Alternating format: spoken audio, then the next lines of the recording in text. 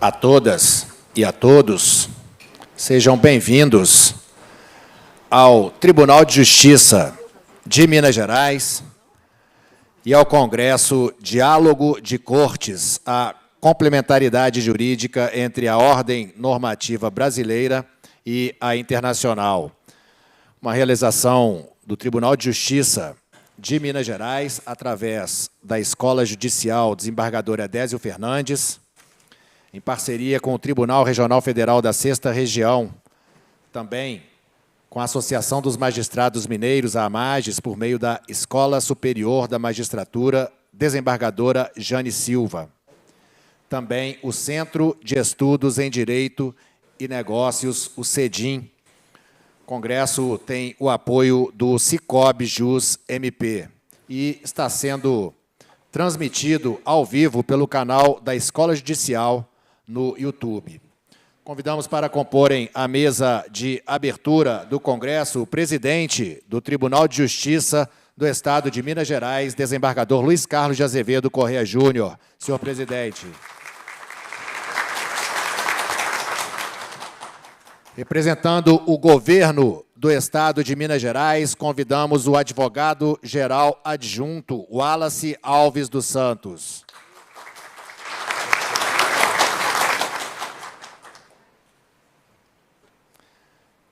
Representando o Tribunal Regional Federal da 6ª Região, convidamos a desembargadora federal Mônica Cifuentes. Desembargadora Mônica Cifuentes foi eleita diretora da Escola de Magistratura do TRF 6. Convidamos o juiz da Corte Internacional de Justiça, Mr. Peter Tonka.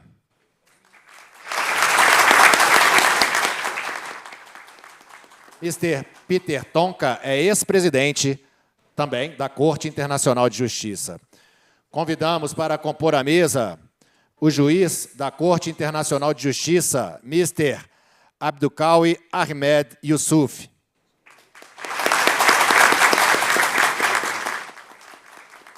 E também já exerceu a presidência da Corte Internacional de Justiça.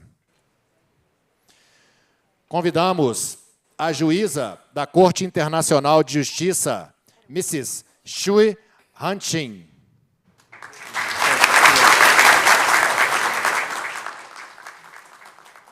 Que exerceu a vice-presidência da Corte Internacional de Justiça. Convidamos o juiz da Corte Internacional de Justiça, o brasileiro Leonardo Nemer Caldeira Brant.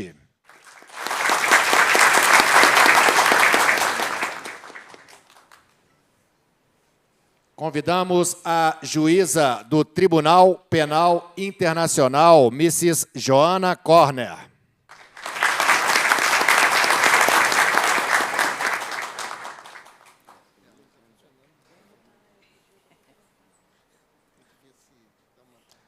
Convidamos o primeiro vice-presidente do Tribunal de Justiça de Minas Gerais, desembargador Marcos Lincoln dos Santos.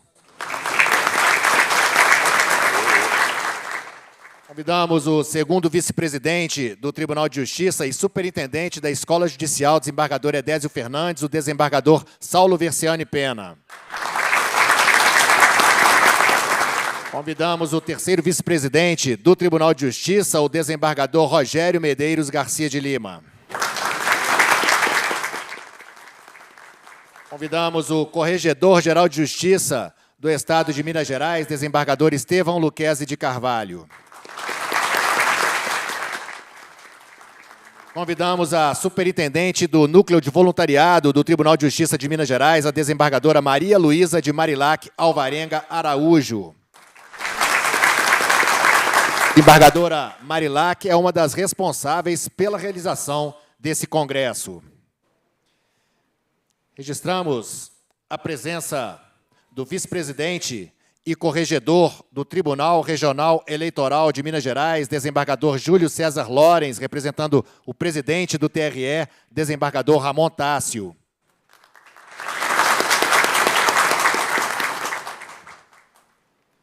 Presente também o presidente da Associação dos Magistrados Mineiros, a AMAGES, do juiz de direito Luiz Carlos Rezende Santos. Presente também o diretor do Foro da Comarca de Belo Horizonte, o juiz de direito Sérgio Henrique Cordeiro Caldas Fernandes. O juiz de direito Leonardo Greco, do Tribunal de Justiça do Estado de São Paulo, representando o Corregedor-Geral de Justiça daquele tribunal, desembargador Francisco Eduardo Loureiro.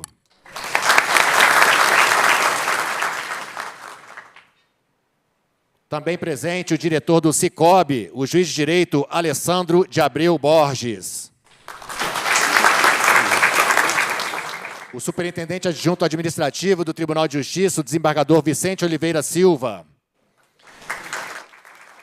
Representando a Defensoria Pública, a Defensora Pública Auxiliar e do Centro de Desenvolvimento Institucional, Marina Carvalho de Paula de Lima, representando aqui a Defensora Pública Geral, doutora Raquel Gomes Dias. Representando a Polícia Civil, a chefe da Assessoria de Relações Interinstitucionais, delegada Maria Alice Faria. Presentes também o diretor da Faculdade de Direito da UFMG, Hermes Guerreiro, e o coordenador da Faculdade de Direito, Centro de Estudos em Direito em Negócios, o CEDIM, Bruno Amorim. E anunciamos também a presença dos membros do Consulado da Eslováquia, Hudson Lima e Thaís Badini.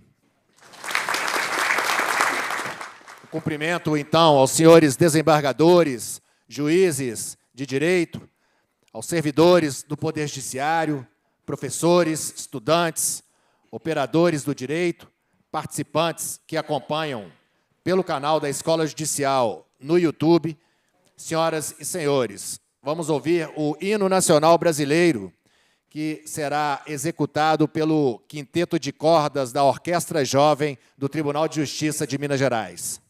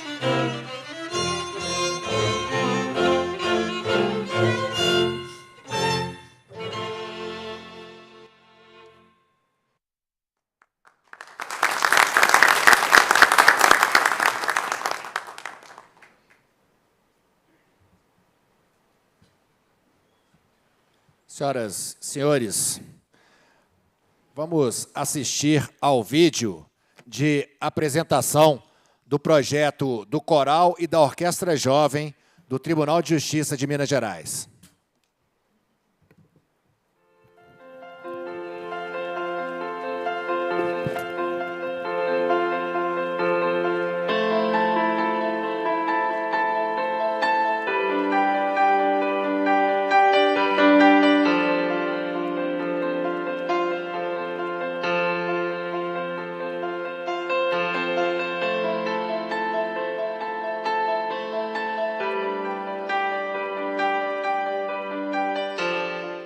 Estou no projeto desde 2014 e entrei quando eu ainda morava no abrigo.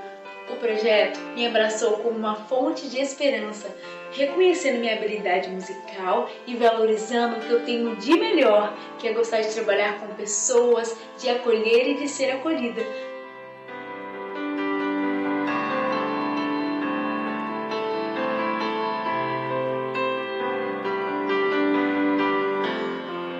Projetos, ele forma esses alunos. Então, a gente tem um público especial, né, que é o nosso público prioritário, que são as crianças e jovens em situação de vulnerabilidade social, mas ele é aberto também à comunidade.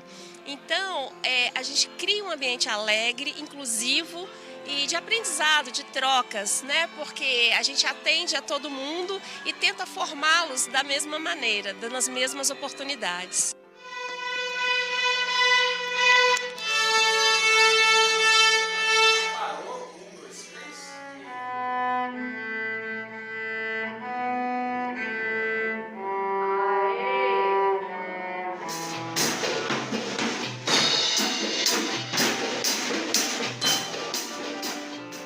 Dentro do projeto, a gente tem professores maravilhosos, a coordenação também, que sempre apoia a gente a estudar muito, a perseverar nos nossos sonhos. E foi assim comigo também. Eu, sinceramente, não acreditava muito no meu potencial e que algum dia eu conseguiria entrar numa faculdade. E hoje eu estou me graduando em licenciatura com habilitação em educação musical escolar pela UENG e é um sonho sendo realizado para mim. Muito do que eu sou hoje é graças ao projeto e graças às pessoas que acreditaram em mim e deram esse voto de confiança, né?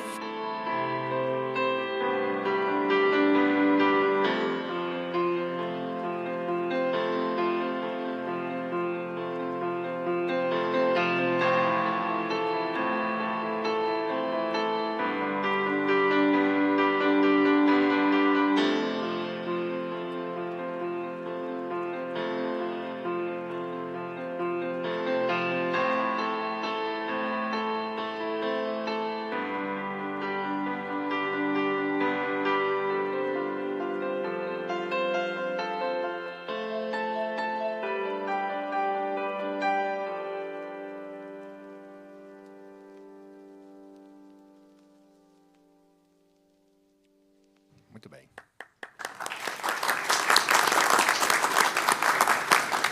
Senhoras e senhores, vamos ouvir o pronunciamento do segundo vice-presidente do Tribunal de Justiça de Minas Gerais e superintendente da Escola Judicial, desembargador Edésio Fernandes, o desembargador Saulo Versiani Pena.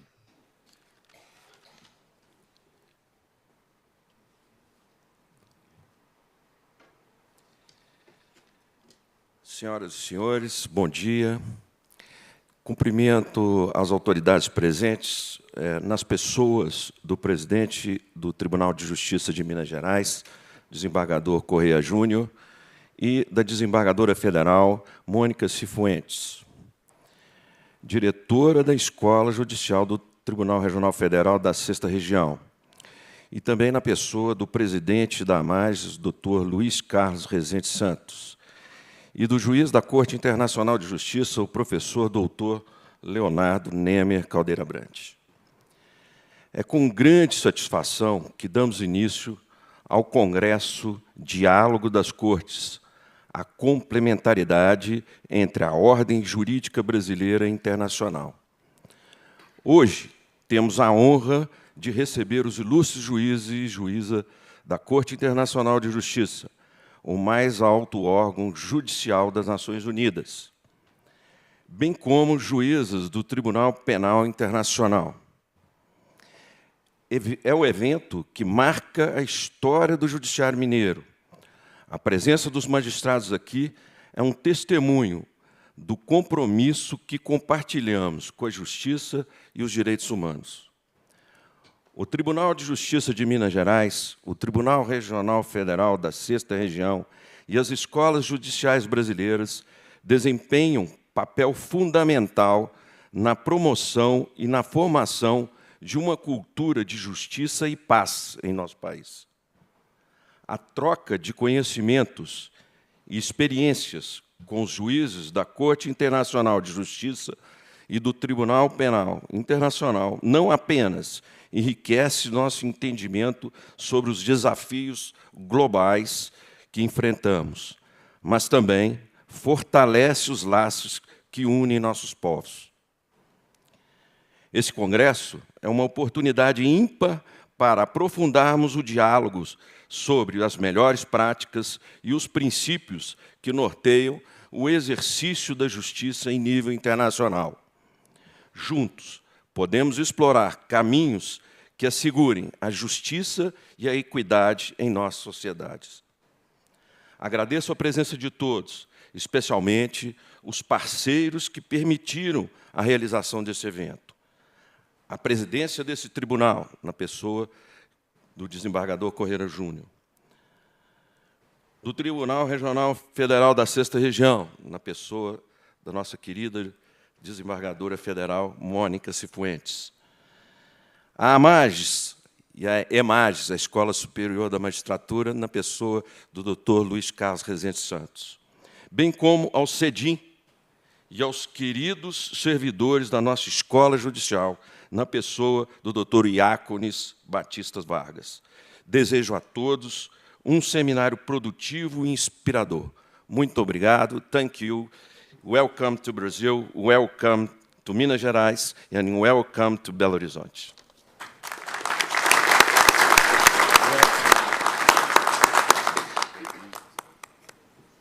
Senhoras e senhores, vamos ouvir a desembargadora federal Mônica Cifuentes, que representa aqui o TRF6.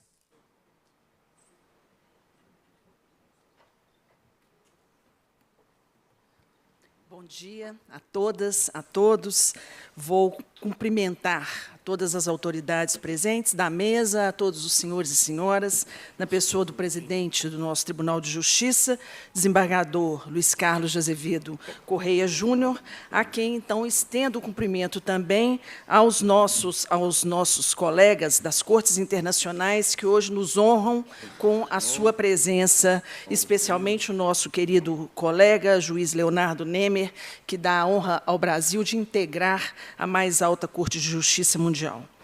É com grande honra e satisfação que participo deste significativo evento, Diálogo de Cortes, a complementariedade entre a ordem jurídica brasileira e a internacional, que reúne hoje autoridades, magistrados, juristas, estudiosos de renome nacional e internacional para debater temas de relevância ímpar, como a interação entre as normas jurídicas brasileiras e estrangeiras. Esta oportunidade de troca de experiências entre as cortes é uma demonstração clara da interconexão jurídica que caracteriza o cenário contemporâneo, no qual o direito nacional e o direito internacional coexistem e se complementam, sobretudo na defesa dos direitos humanos e na promoção da justiça social. Este congresso representa uma oportunidade única para os profissionais do direito, os estudantes e a sociedade em geral, ao reunir juristas e juízes da Corte Federal e Estadual do Brasil, juízes da Corte Internacional de Justiça e do Tribunal Penal Internacional, especialmente representados aqui pelas nações da Eslováquia, da Somália, do Reino Unido e da China, e com o objetivo de criar um espaço de aprendizado e troca de conhecimentos. Este congresso, presidente Luiz Carlos, vai ao encontro do Objetivo de Desenvolvimento Sustentável número 16 da Agenda 2030 da ONU, Justiça, instituições eficazes, fortalecendo a colaboração para uma sociedade mais justa e democrática e representando o compromisso de fazer avanços mais rápidos e de maior alcance, garantindo os direitos de bem-estar de todas as pessoas em um planeta saudável e próspero. Nesse congresso, nós temos o privilégio de contar com a presença de juristas de destaque internacional, e as palestras programadas, que abrangem desde a atuação da Corte Internacional de Justiça até os desafios da justiça internacional penal, nos oferecem uma reflexão necessária sobre o papel das nossas instituições frente às complexidades globais que se apresentam.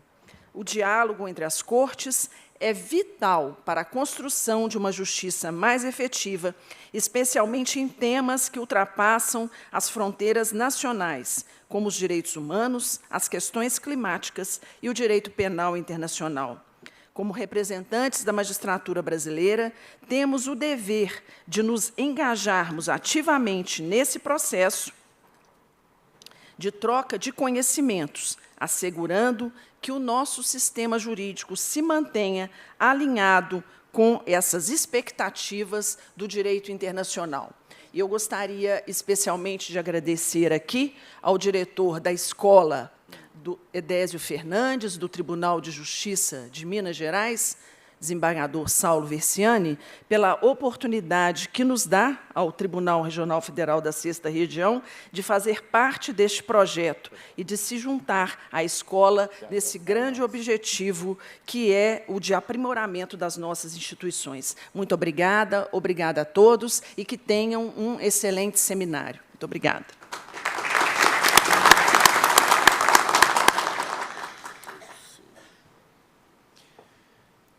Vamos ouvir agora o presidente da Associação dos Magistrados Mineiros, a AMAGES, o juiz de direito Luiz Carlos Rezende Santos.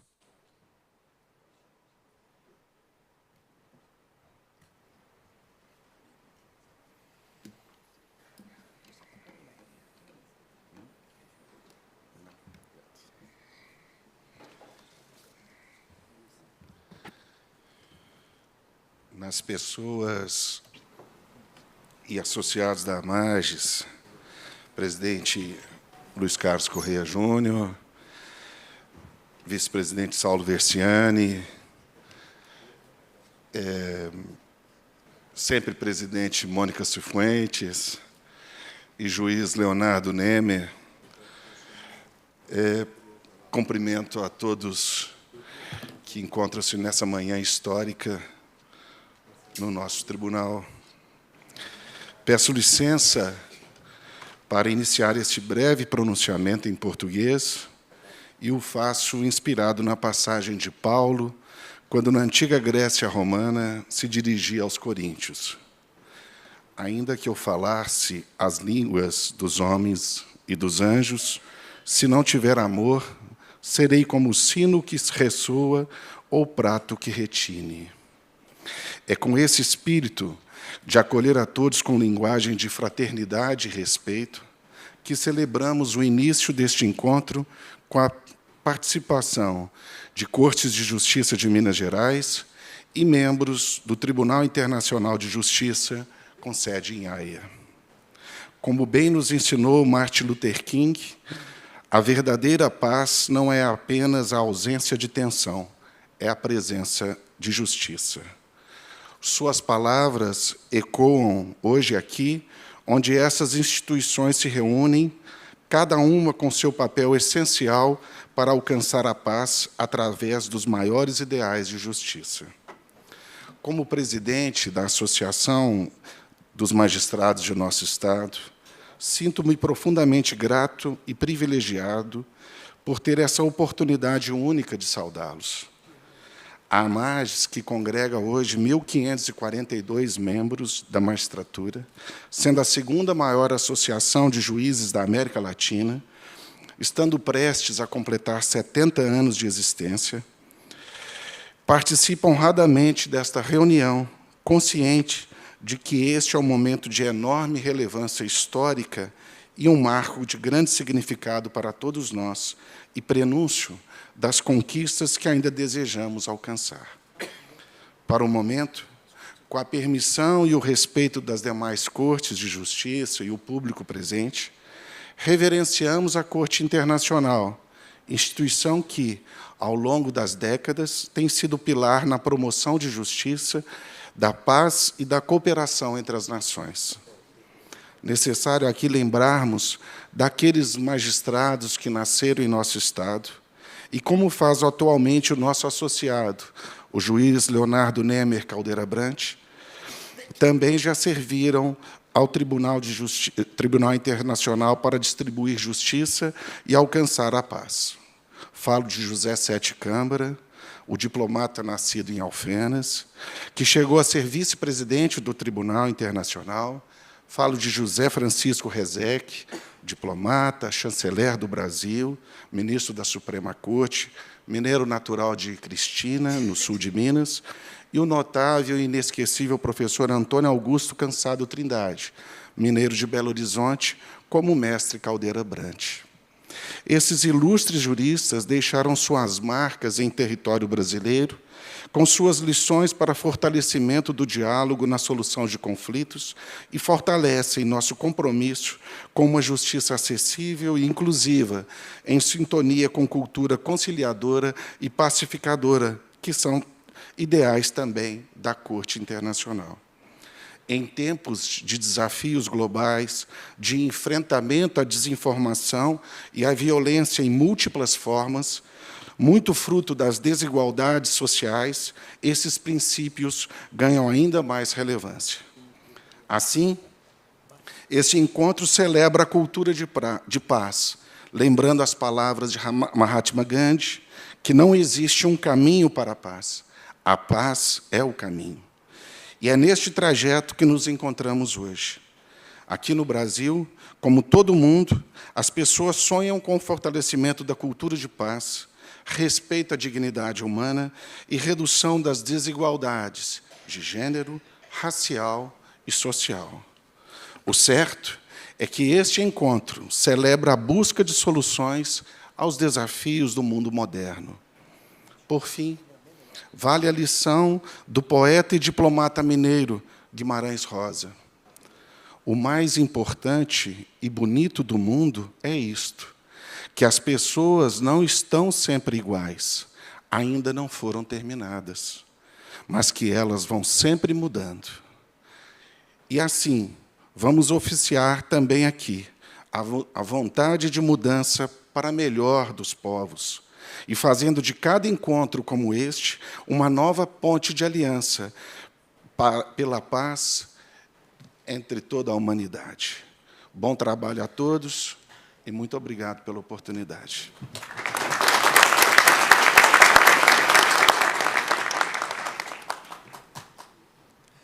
Senhoras e senhores, vamos ouvir o pronunciamento do presidente do Tribunal de Justiça do Estado de Minas Gerais, o desembargador Luiz Carlos de Azevedo Corrêa Júnior.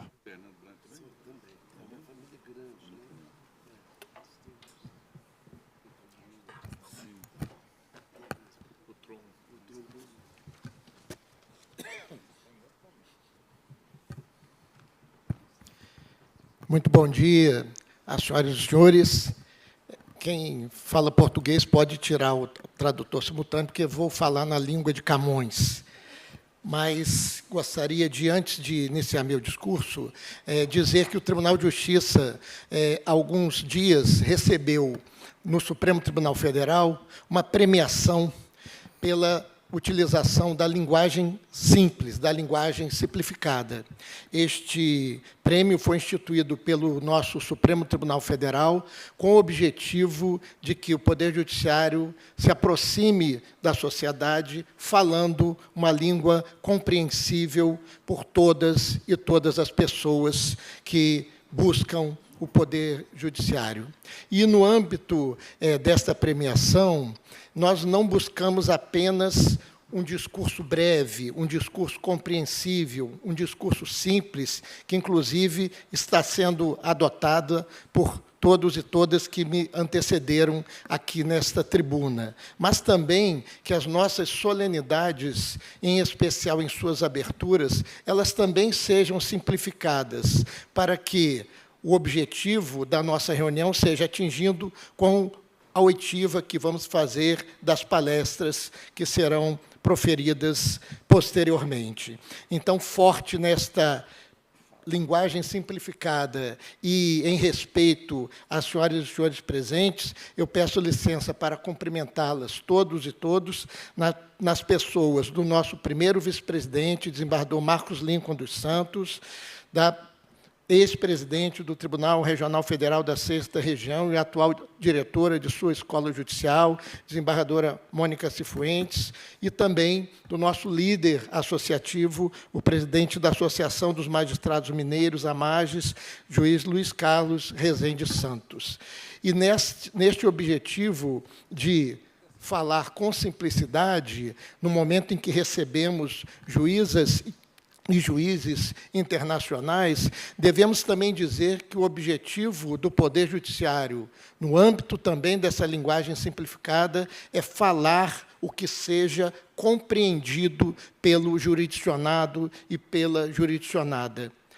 No passado, em regra, nós éramos conhecidos como pessoas diferentes, pessoas que se vestiam de uma forma diferente, seja com os ternos, seja com as nossas togas, normalmente pretas, seja pessoas que falavam uma linguagem incompreensível, o chamado juridiquês, e para facilitar a tradução simultânea, eu diria a utilização de termos jurídicos não compreendidos, em regra, pelo restante da população.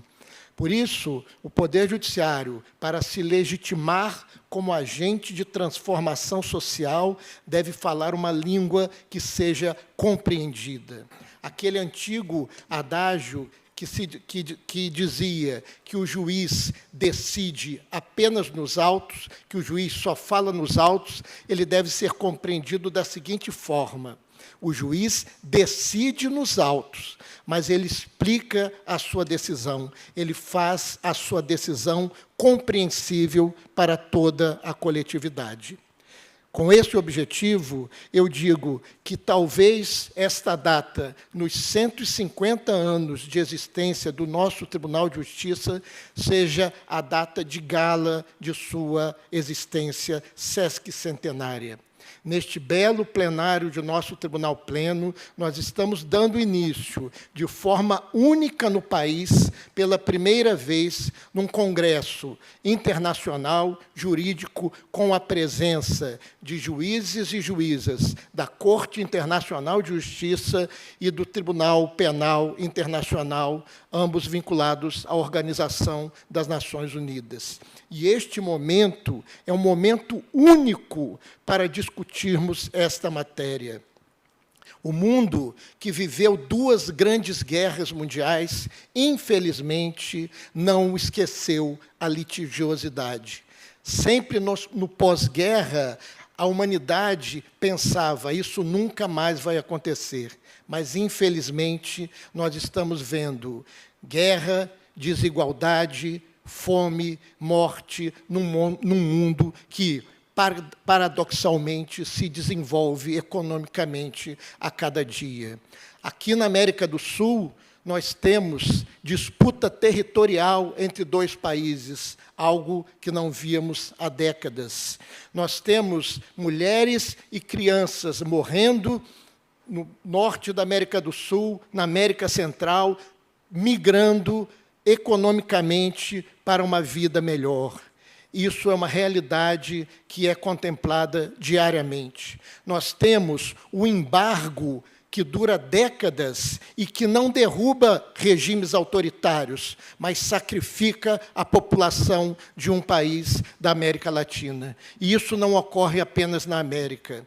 De forma inusual, nós vemos uma guerra na América Central, na Europa Central, no leste da Europa. Isso jamais seria imaginado por nós depois do momento em que a Europa buscou uma união continental. Mesmo nessa união que fez desaparecer fronteiras, hoje já são erguidos postos de controle. Então, o mundo passa por momentos ímpares em termos de belicosidade e litigiosidade. E como a cereja do bolo, infelizmente, um ato inominado de agressão gerou outra guerra que não podemos classificar de outra forma como genocídio, e uma guerra que se propaga entre inúmeras nações e que nós não sabemos como isso irá terminar.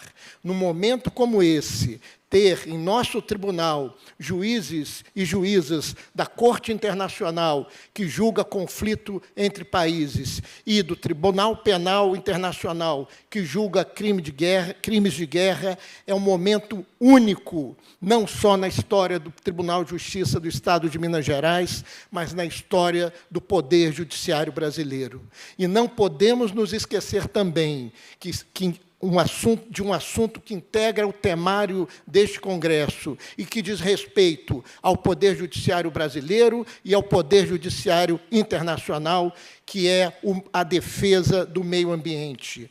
Não há mais lugar para afirmacionistas ou negacionistas na questão da mudança climática. As enchentes no sul do país, a seca no norte do país e no centro-oeste, todas as migrações derivadas de mudanças climáticas, tudo o que estamos assistindo nos convoca para uma defesa intransigente do meio ambiente. E o Poder Judiciário, os demais órgãos de justiça, como o Ministério Público, como a Defensoria Pública, a Advocacia Pública, têm um papel primordial nessa defesa. Nós não estamos preocupados com o nosso amanhã, e sim das gerações que virão, que necessitam de uma defesa hoje do meio ambiente para que possam viver com qualidade de vida amanhã. E o Tribunal Internacional também tem um papel importantíssimo nesta defesa. Nós devemos conscientizar as nações ricas que não adianta enriquecer e depois não ter uma sociedade para viver. Nós temos que pensar que a concentração de renda em países ricos não traz solidariedade para a humanidade.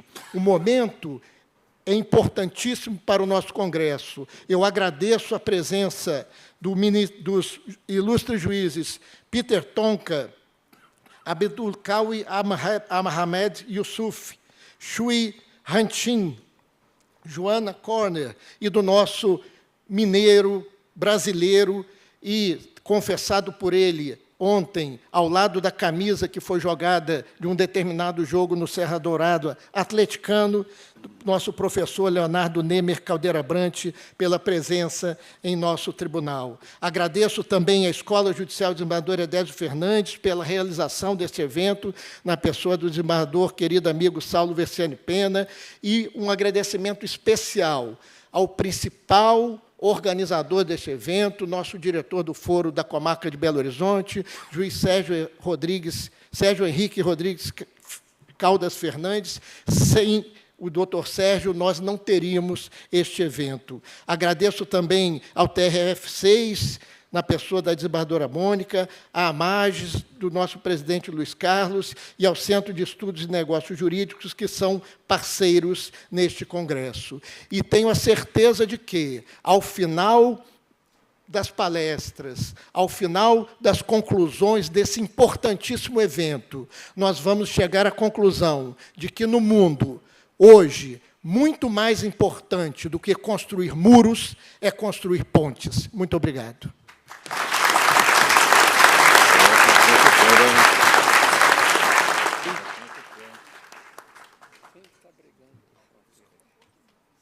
Senhoras e senhores, ao finalizarmos a solenidade de abertura do Congresso, a segunda vice-presidência e a terceira vice-presidência do Tribunal oferecem uma lembrança aos juízes das Cortes Internacionais.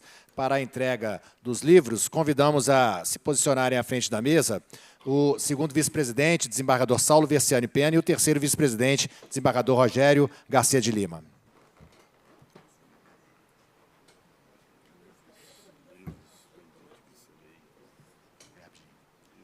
Para receber a homenagem do tribunal, convidamos o juiz da Corte Internacional de Justiça, Mr.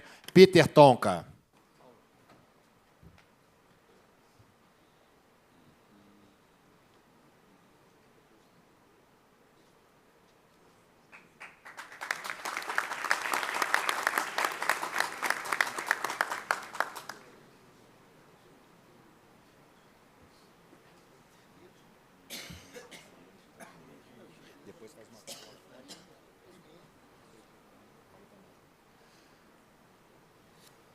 Convidamos o juiz da Corte Internacional de Justiça, Abdulkawi Ahmed Yusuf.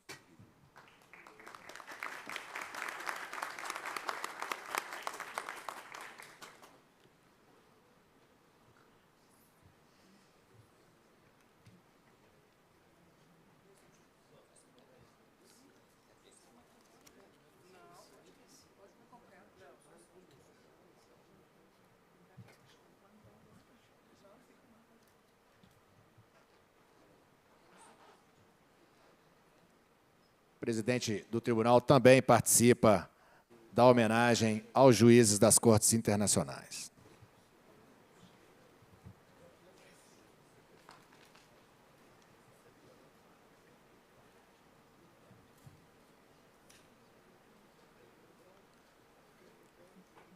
Muito bem, convidamos a juíza da Corte Internacional de Justiça, senhora Shui Hanchin.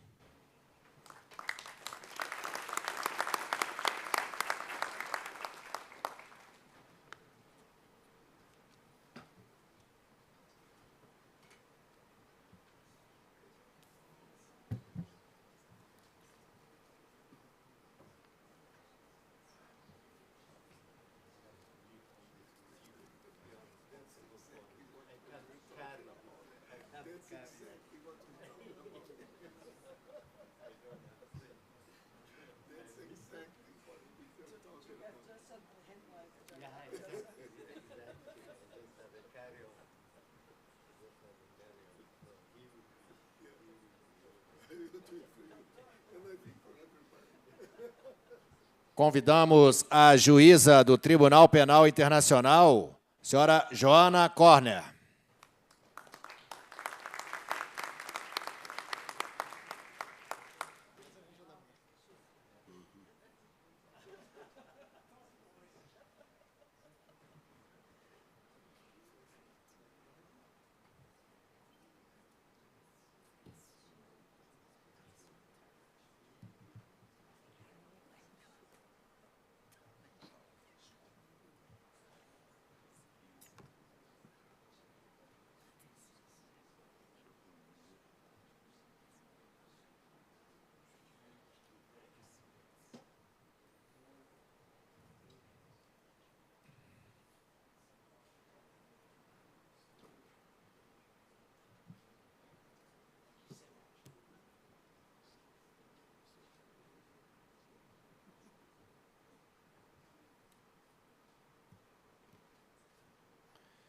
Convidamos o juiz da Corte Internacional de Justiça, Leonardo Nemer.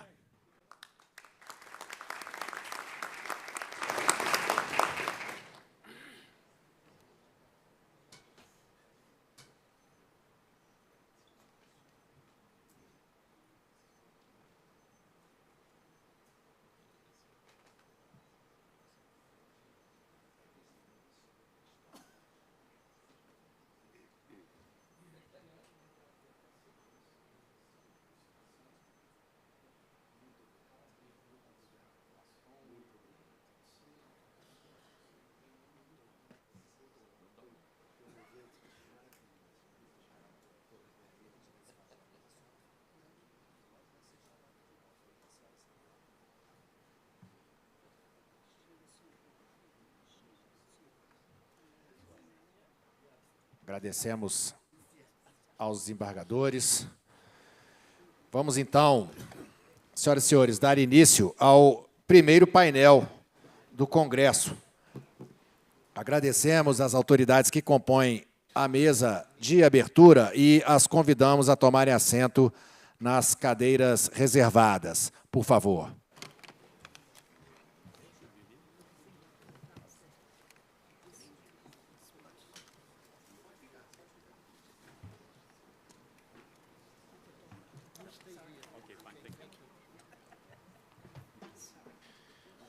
Gostaríamos de registrar também a presença do cônsul honorário da Eslováquia em Minas Gerais, Renato Werner Victor de Queiroz.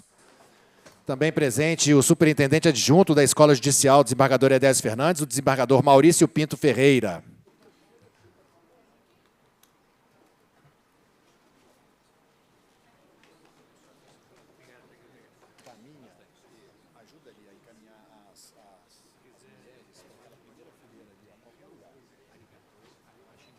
Vamos, então, dar início ao primeiro painel. Informamos que os participantes que desejarem fazer perguntas devem usar o QR Code, tanto os que estão presentes no auditório quanto os que participam pelo YouTube. As perguntas serão respondidas de acordo com o tempo e a administração dos presidentes de mesa. E também serão encaminhadas aos palestrantes. O primeiro painel tem o tema A Corte Internacional de Justiça e o Desenvolvimento do Direito Internacional. Para presidir os trabalhos dessa mesa, convidamos a superintendente do Núcleo de Voluntariado do Tribunal de Justiça de Minas Gerais, a desembargadora Maria Luísa de Marilac Alvarenga Araújo.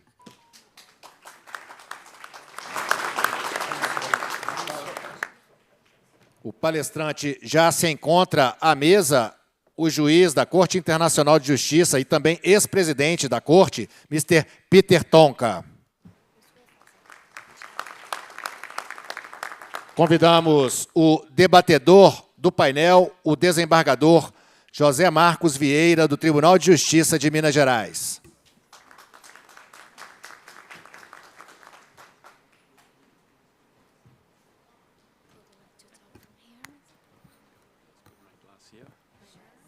Com a palavra, a desembargadora Maria Luísa de Marilac Alvarenga Araújo.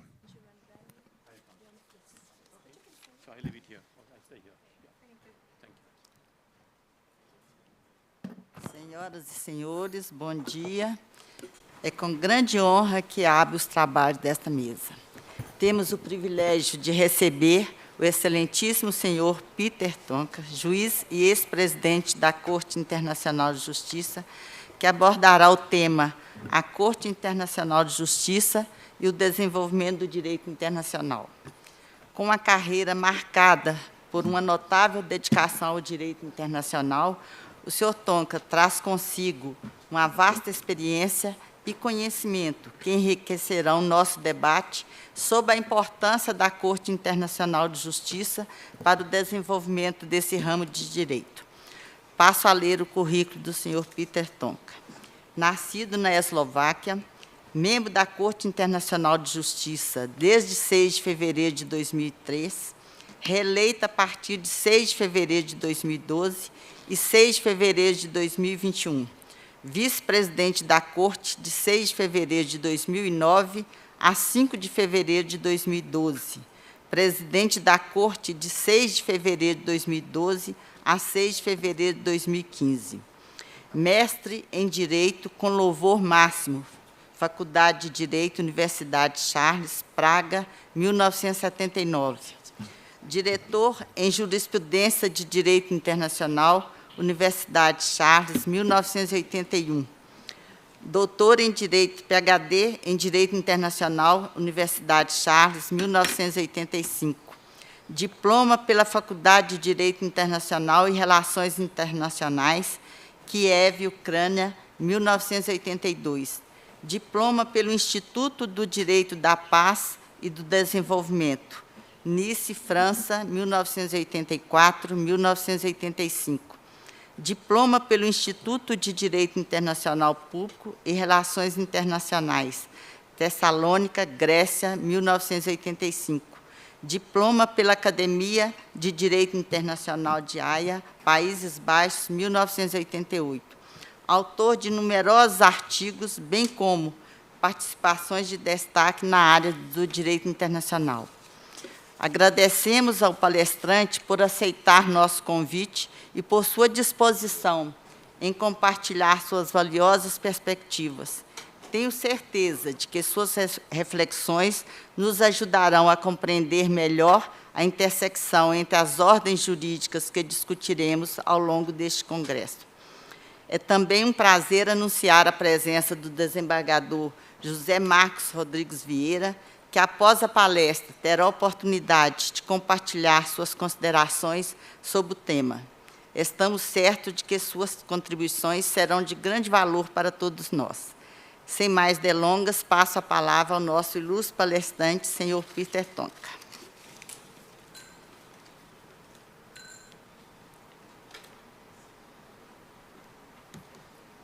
Thank you very much, Madam President, for introducing me. Mr. President, honorable judges, dear colleagues, friends. Let me thank you first on my behalf and behalf of my colleagues for your kind invitation to participate in this Congress Dialogue of the Courts and to address the topic which has been assigned to me today, which is as vast as it is fascinating, the role of the International Court of Justice in the development of international law. It goes without saying that this theme could not doubt generate a comprehensive study. In fact, in 1933, a young professor named Herr Schlauterpacht gave 5 lectures at the Graduate Institute in Geneva, which were subsequently published in a classic now book, Development of International Law by International Court, and republished later, 25 years later, when he was already member of the International Court of Justice. In my remarks today, I shall rather endeavor to highlight some aspects of the Court's jurisprudence in 2 broad fields, with some emphasis on cases decided during my time at the bench, with a view to underscoring the contribution to the development of international law. These 2 fields are the law of state responsibility and, time permitting, a law of maritime delimitation. At the outset, I should like to point out that the Court has been commonly invested with an International Law Commission in advancing international law. The Commission's work has been illuminated for the Court's own work and vice versa.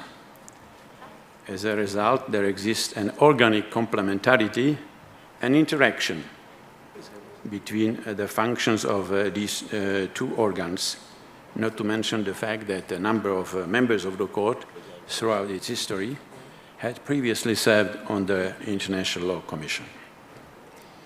While my remarks today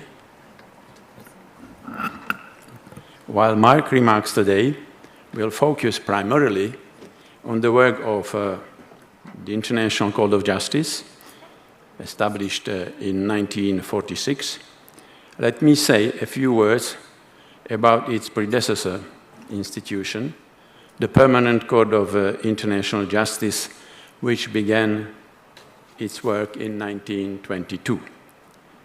And in fact, Brazilian lawyers played an important role in establishing this institution.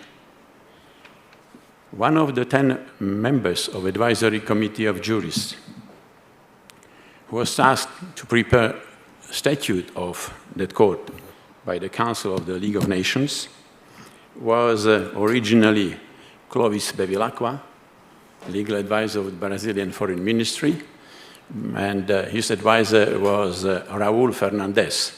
At the end, Bevilacqua didn't come to The Hague, and Raul Fernandez was co-opted as one of these 10 distinguished lawyers who successfully drafted within 5 weeks the statute.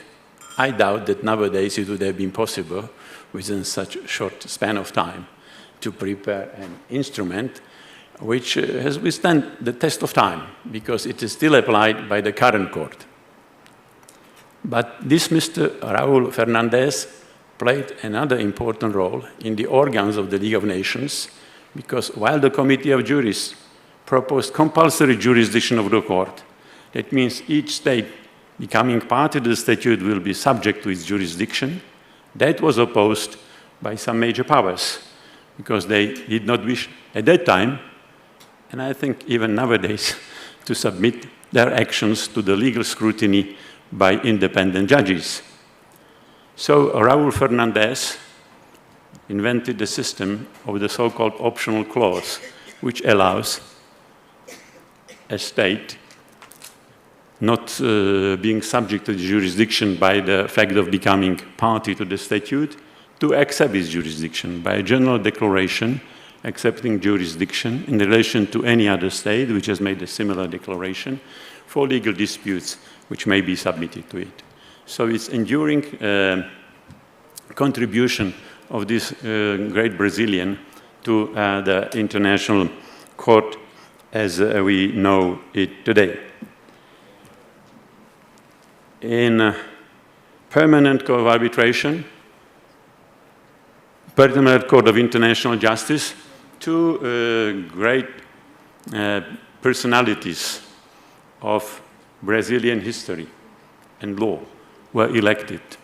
Unfortunately, the first one, Rui Barbosa, was not able to come to The Hague, and slightly more than 1 year after opening of the court, he passed away. But he was then succeeded by a president of this country, Epitácio Pessoa, who played an important role as judge in the first constitutive period of the court until 1930. During 18 years in operation of the Permanent Court of International Justice until 1940, because then Netherlands was invaded and occupied by Germany, the Permanent Court of International Justice left an enduring legacy, having delivered 32 judgments settling disputes between states and provided 27 advisory opinions upon the request of the organs of the League of Nations. In so doing, it contributed to clarifying and developing international law. The Permanent Court of International Justice legacy also includes a considerable corpus of procedural law, which still provides solid foundations for the proper administration of international justice today. What is more, this jurisprudence not only provides inspiration to parties appearing before the present-day court in crafting their legal arguments, but it also illuminates the work of the court itself. As the Permanent Court of International Justice operated primarily in a period when international law was largely uncodified, that institution had the opportunity to contribute to the advancement of international law by clarifying specific international legal rules in vital areas of the discipline, such as the law of treaties and the law of state responsibility, to list just a few examples. One relevant and famous decision touching upon these areas was rendered by the Permanent Court of International Justice in the Factory at Chorzów case, which is regularly invoked by parties appearing before the court even today. The United Nations Charter, adopted in 1945, instituted great jurisprudential continuity by modeling the present-day court statute after that of its predecessor institution. This means that the International Court of Justice has not only inherited the jurisprudence of its predecessor, but has also had the opportunity to further develop it. Having been vested with the primary responsibility of delivering international justice as the principal judicial organ of the United Nations, the court carries out its primary judicial function by peacefully settling bilateral disputes between sovereign states. The court also fulfills another function, which is that of providing advisory opinions upon the request of international organizations in the hopes that the resulting opinion might illuminate the future work of the requesting international organization.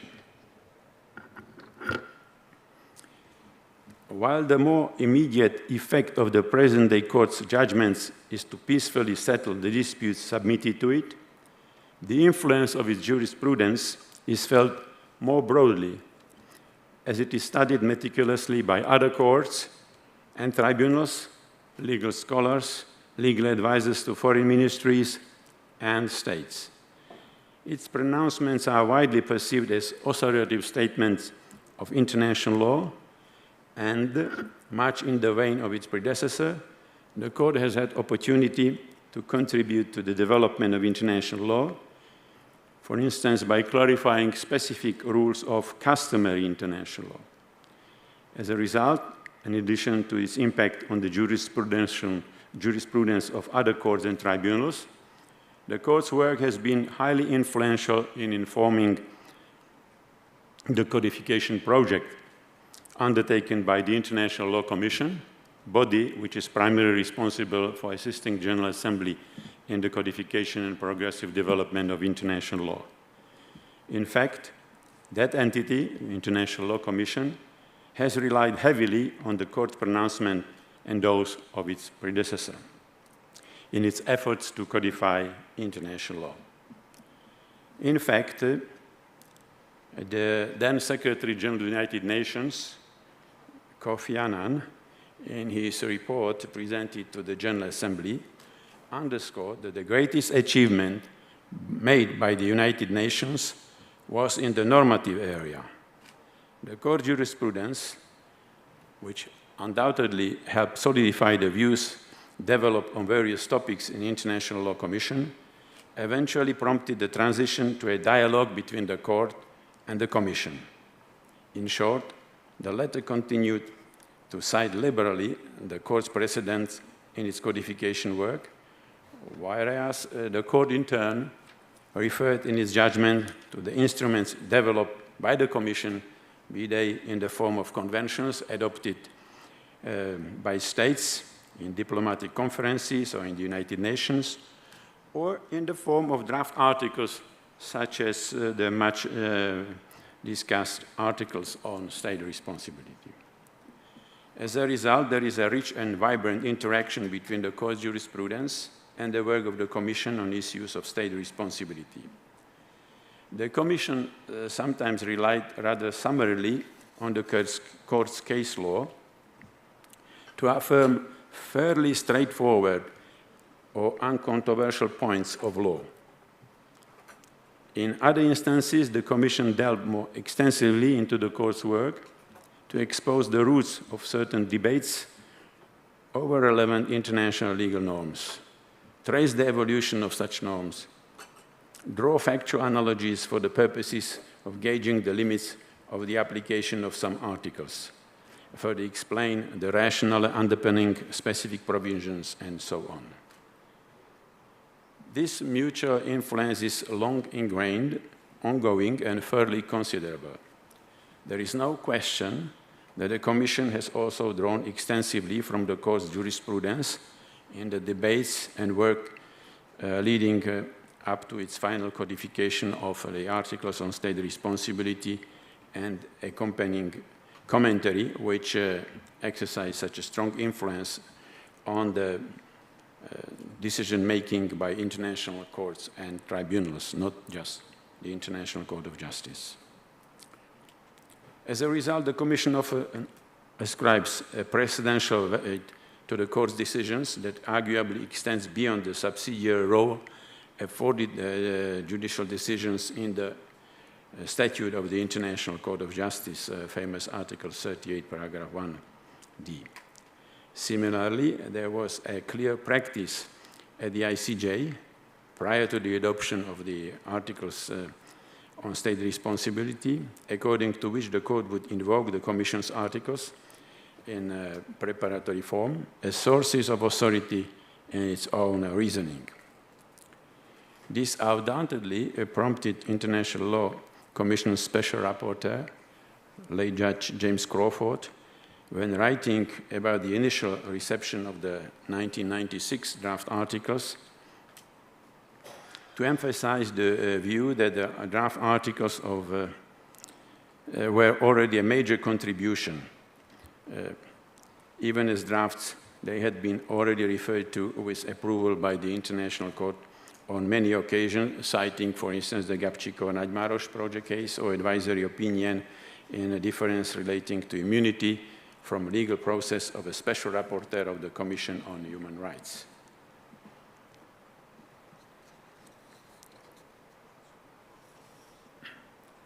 The Court's more recent decisions also confirm the well-established trend toward interaction between the Court and the Commission especially with regard to the law of state responsibility and other related issues.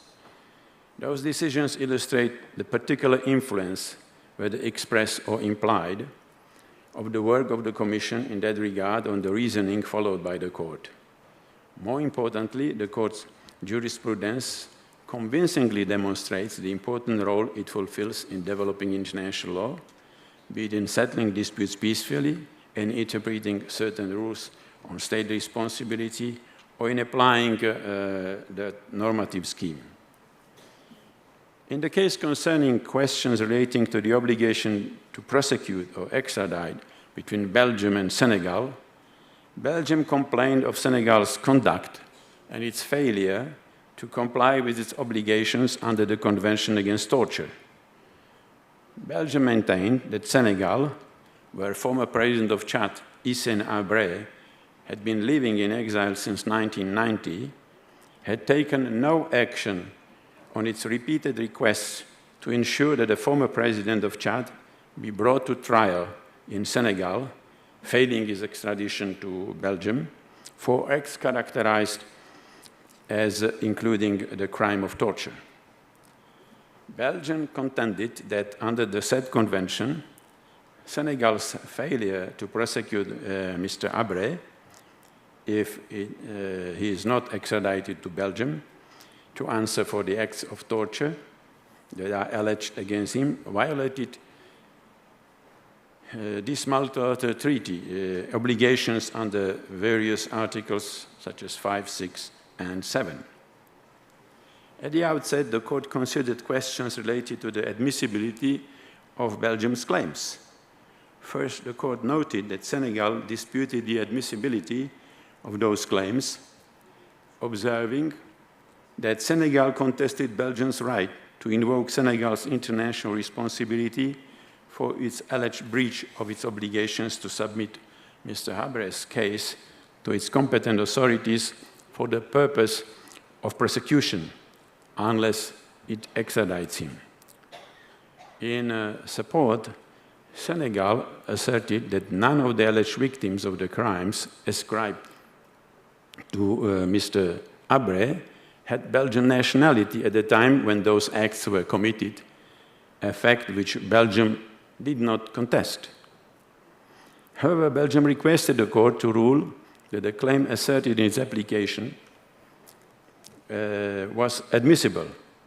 In that application, it had stated that as the present jurisdiction of the Belgian courts is based on complaint by a Belgian national of Chadian origin, the Belgian courts intend to exercise passive personal jurisdiction. During the oral proceedings, Belgium also claimed to be in what it described as a particular position, since it had availed itself of an entitlement by deciding to exercise its jurisdiction and to request the extradition of Mr. Habré under the Convention Against Torture. Belgium's argument in that regard was further developed when counsel for that party stated that under the Convention, every state party, irrespective of the nationality of the victims, is entitled to claim performance of the obligation concerned, and therefore can invoke the responsibility resulting from the failure to perform. The Court noted that the parties' disagreement on this point highlighted the issue of Belgium's jus standi or locus standi, whether Belgium is entitled to bring such a claim before the Court. It stressed that Belgium's claims were based not only on that state status as a party to the Convention, but also on the existence of a special interest that would distinguish Belgium from the other parties to the Convention and give it a specific entitlement in the case of Mr. Habré.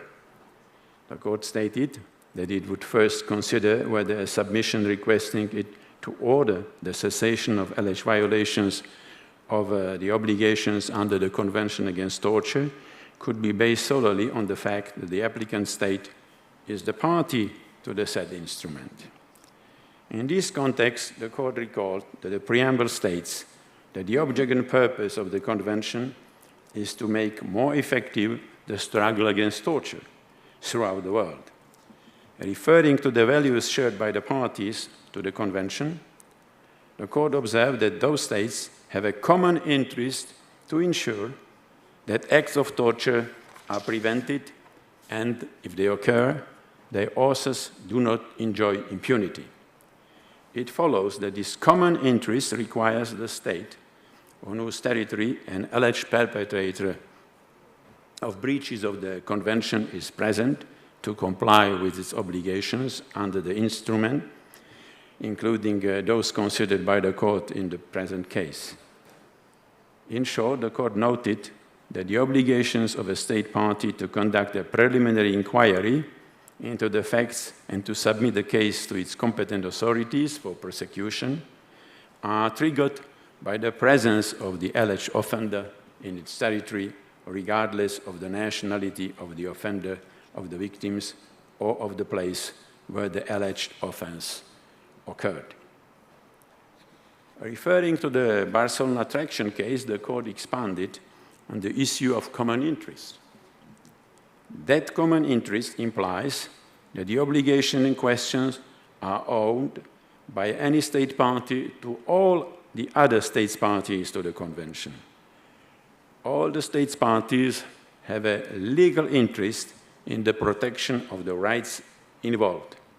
These obligations may be defined as obligations erga omnes partes, in the sense that each state party has an interest in compliance with them in any given case. In practical terms, the Court pointed out that the common interest implies the entitlement of each state party to the Convention Against Torture to make a claim concerning the cessation of an alleged breach by another state party of its obligations under the Convention. The Court went on to state that the need to show a special interest in that regard would, in many cases, prevent states from making such a claim. In its judgment, the Court made clear that any state party to the Convention may invoke the responsibility of another state party with a view to ascertaining the alleged failure to comply with its obligations erga omnes partes, such as those under Article 6 and Article 7 of the Convention, and to bring that failure to an end. In the light of the facts of the case, the Court found that Belgium, as a party to that multilateral instrument, had standing to invoke the responsibility of Senegal for the latter alleged breaches of its obligations under the Convention. Therefore, Belgium's claims based on Article 6 and Article 7 of the Convention were admissible in the Court's opinion. Consequently, the Court considered that there was no need for it to pronounce on whether Belgium also had a special interest with respect to Senegal's compliance with the relevant provisions of the Convention in the case of Mr. Abré. After considering the questions relating to the merits, the Court emphasized that in failing to comply with its obligations under Article 6, paragraph 2, and Article 7, paragraph 1 of the Convention, Senegal had engaged its international responsibility. Furthermore, the Court noted the continuing character of Senegal's breaches of its obligations under the Convention. It observed that Senegal is required to cease this continuing wrongful act in accordance with general international law on the responsibility of states for internationally wrongful acts. In short, Senegal must therefore take without further delay the necessary measures to submit the case to its competent authorities for the purpose of prosecution if it does not extradite Mr. Abré. As a footnote, I may mention that subsequently, with the assistance of African Union and several countries, including financial assistance, a special chamber was established in Senegal, which tried Mr. Abré, and he was found guilty. This case of particular importance has been then invoked in some pending cases before the International Court of Justice when applicants argued for the standing entitlement to bring a dispute against another state party to the convention for acts committed against populations or people either under jurisdiction or control of that state. This is the pending case under the Genocide Convention brought by Gabon against Myanmar concerning the treatment of Rohingya in the state of Rakhine of the Union of Myanmar. And the other, perhaps even better known, thanks to media, is the case brought by South Africa against Israel in relation to situation and actions of Israel in Gaza, following events of October 7 last year. And since these cases are pending, you understand that I'm not going to address them because the court will have to deal with them in the future. In the case of Gambia, Myanmar, the merits in the case between South Africa and Israel, it depends what is going to be the reaction of Israel to the memorial which was filed, I think, yesterday in the court. Let me now perhaps move to another field of international law, skipping other cases concerning state responsibility and human rights, although they may be interested, like Amadou Sadio Diallo case between the Republic of Guinea and the Democratic Republic of Congo. But maybe my distinguished colleague, Judge Yusuf, will address them when we will be discussing about the human rights and International Court of Justice, because this was the case which related to that field. So with your permission, I will now move to another field of international law, where the court made quite an important contribution, and this is the field of maritime delimitation.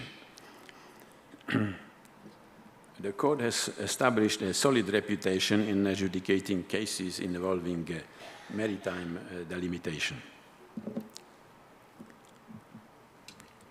In matters of maritime boundaries alone, more than 20 cases involving maritime delimitation issues have been submitted to the court for adjudication concerning maritime areas situated in Western and Eastern Europe, North and South America, including the Caribbean, the Middle East, and also Africa. The court's 2009 judgment in the case concerning the maritime delimitation in the Black Sea, in which the court proceeded to delimit the maritime boundary between Romania and Ukraine in the Black Sea, and to which I shall return, not only had the merit of attracting unanimity on the bench, but it is the only judgment in the court's history to have been adopted without any individual opinion or declaration by a specific judge being appended to that decision. What is more, that judgment explained and distilled maritime delimitation principles and jurisprudential developments in a cogent fashion, thereby consecrating the basic delimitation methodology under international law. Unsurprisingly, the court again relied on the methodology developed in this case in its subsequent jurisprudence, most prominently, for instance, in the territorial maritime dispute opposing Nicaragua and Colombia, in the maritime dispute between Peru and Chile, or in the maritime delimitation in the Indian Ocean between Somalia and Kenya. It is also telling that the International Tribunal for the Law of the Sea and its first decision on maritime delimitation rendered in March 2012. It was not much publicized because there was a wrong coincidence in the delivery of judgments in that court and in criminal jurisdiction, another judgment in one case. And Angelina Jolie decided to go to the criminal court, so all media were focused on her presence and not on the very first judgment by the Law of the Sea Tribunal. But the Law of the Sea Tribunal relied on the court's decision in the maritime delimitation in the Black Sea, applying the delimitation methodology articulated by the court with respect to the contentious boundary to be determined in the Bay of Bengal between Bangladesh and Myanmar. There is no doubt that the court's rich jurisprudence in the field of maritime delimitation disputes has contributed greatly to ensuring predictability, fairness, and stability in interstate relations, and in many instances has facilitated dealings between neighboring states. The court's contribution to the advancement of the law governing maritime delimitation cannot be overemphasized, as evidenced by the wide reach and scope of the precedential value of its judgments and their influence in other decisional fora.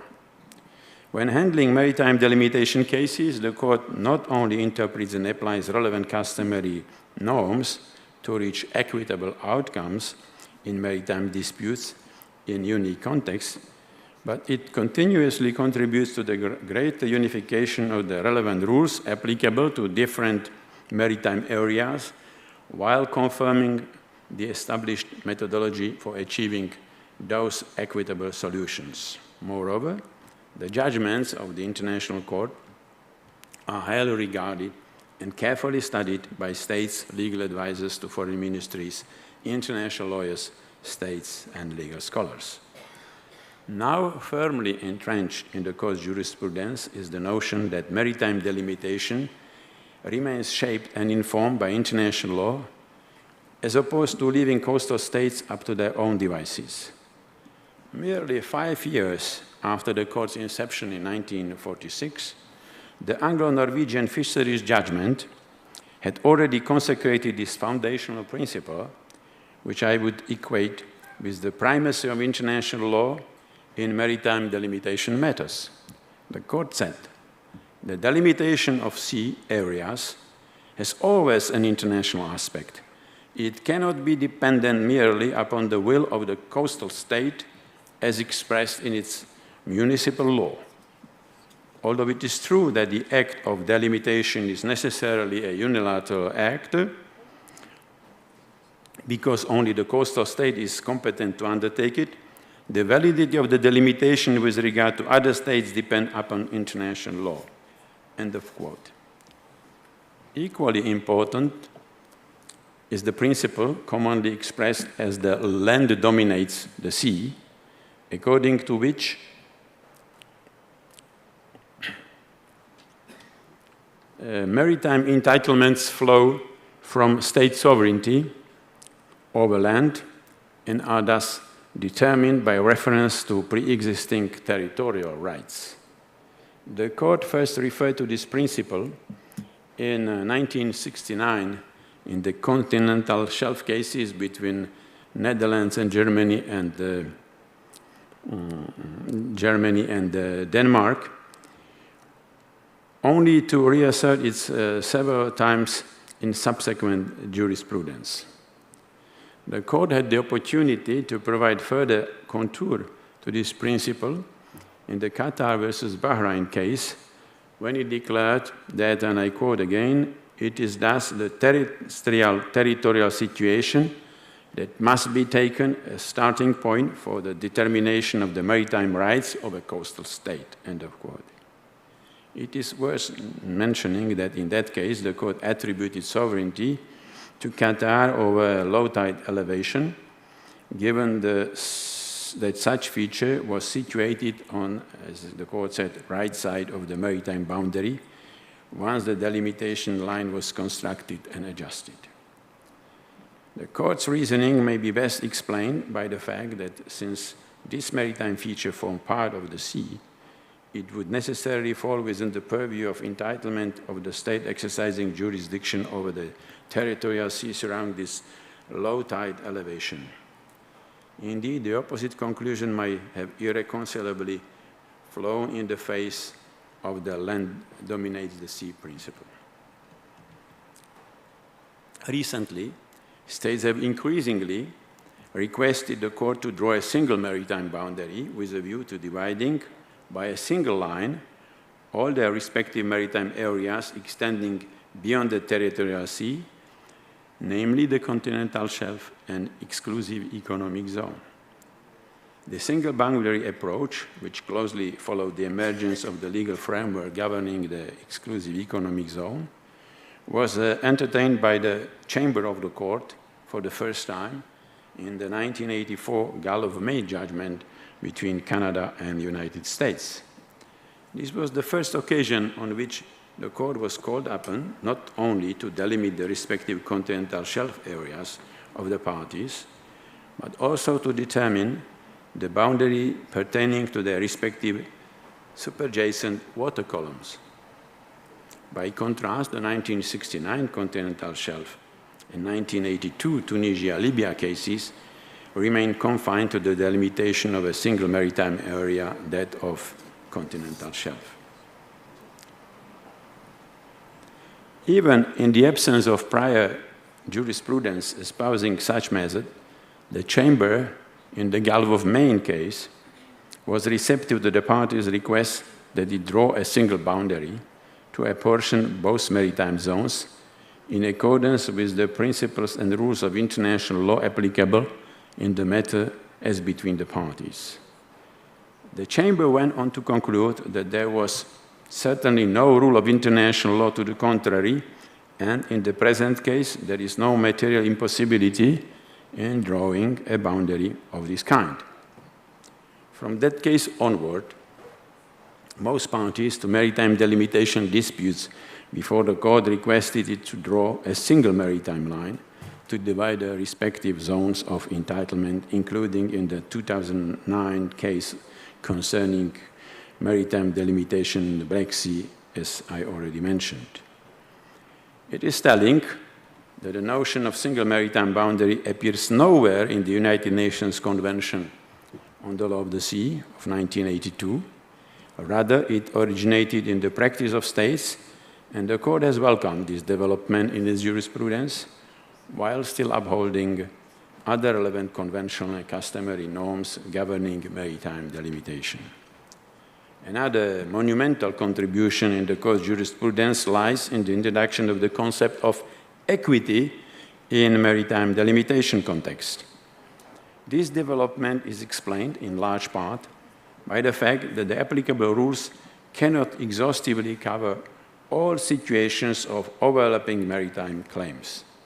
The 1969 North Sea continental shelf cases were instrumental in introducing the notion of equity, in which the court was called upon to ascertain the legal rules applicable as between Germany and Netherlands and Germany and Denmark with respect to the delimitation of their respective continental shelf areas in the North Sea.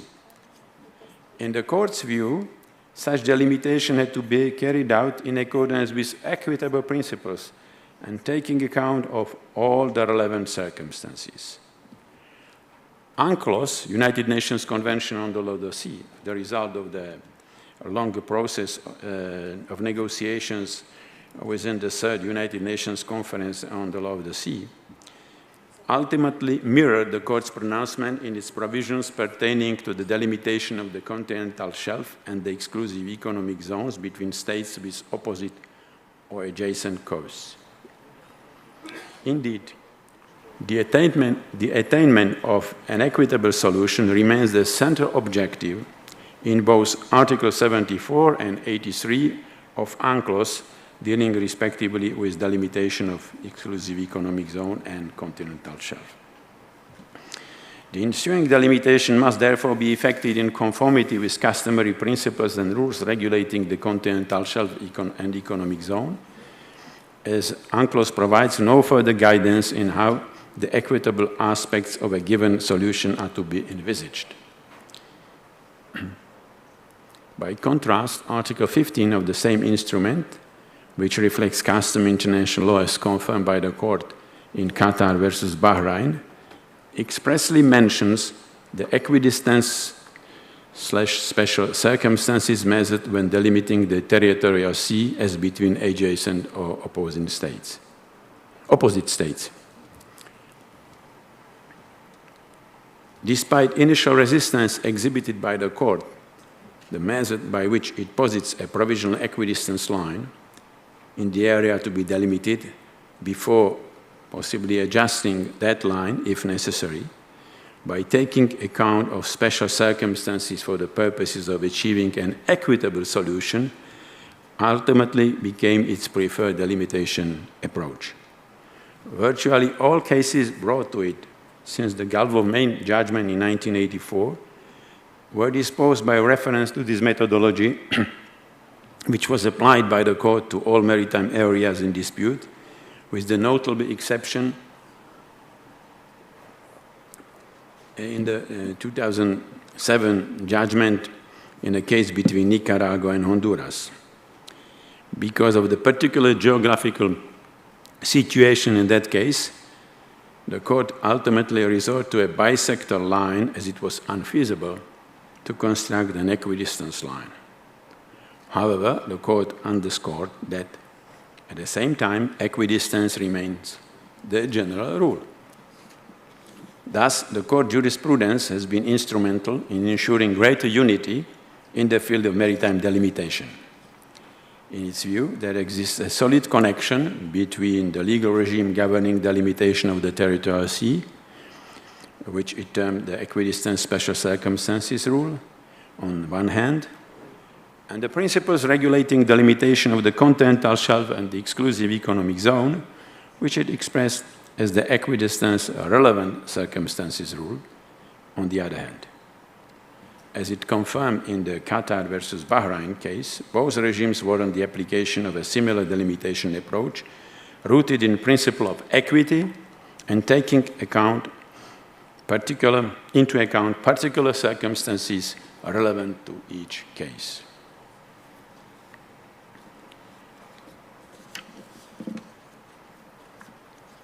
Through this jurisprudence, the court has affirmed its position as a primary institution for resolving maritime disputes between states. While in the 70s, the court, in light of its judgment in Southwest Africa cases in 1966, did not enjoy the strongest measure of confidence, in particular countries of the third world, mostly African countries, and this contributed to the establishment of the new law of the Sea Tribunal, based in Hamburg. The court, since late 70s and early 80s, provided, as I said, great service to states in deciding the maritime disputes. And law of the Sea Tribunal, since its inception in 1996, has had only 3 cases brought by states concerning maritime delimitation. I mentioned the first one in 2012 between Bangladesh and Myanmar. Then there was another case in 2016 between Ghana and Cote d'Ivoire, and finally, more recently, a maritime delimitation between Mauritius and Maldives. Maritime delimitation jurisprudence has evolved harmoniously and coherently over the last almost 2.5 decades, with the ICJ playing a central role in the progressive development of the relevant rules for this legal scheme. As a result, a rich horizontal dialogue and cross-fertilization actuate various judicial and arbitral processes, confirming the validity of the relevant rules applicable to delimitation exercises. Such unity in decision-making appears to have assuaged initial fears and concerns voiced in some circles, most notably in the late 1980s, 1990s, that the law of maritime delimitation was headed towards a fragmented future.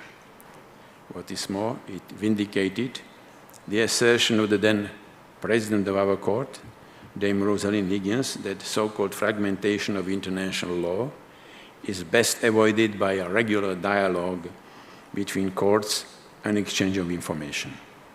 Similarly, the court has played an important role in applying and interpreting the rules of state responsibility as evidenced by its jurisprudence, of which some examples not only demonstrate this tendency, but also underscores the importance of the work of the International Law Commission in advancing international law.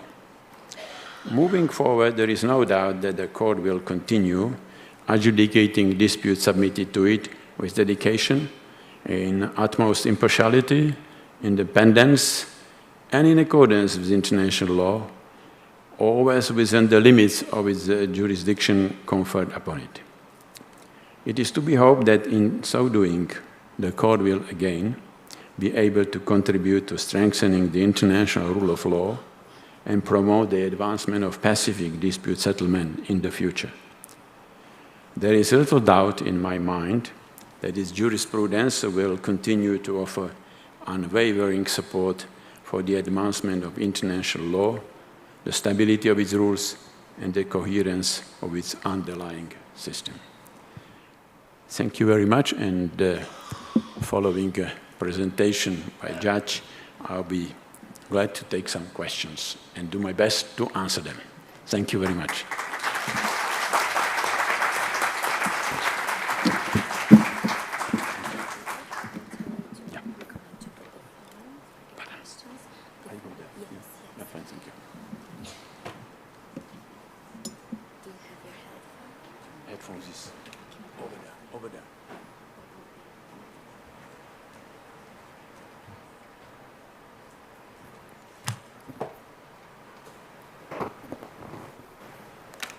Eu passo a palavra agora para o debatedor, desembargador do Tribunal de Justiça de Minas Gerais, José Marcos Rodrigues Vieira.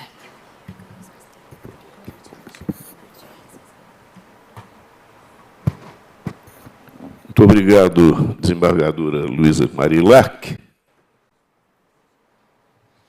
Minha saudação cordial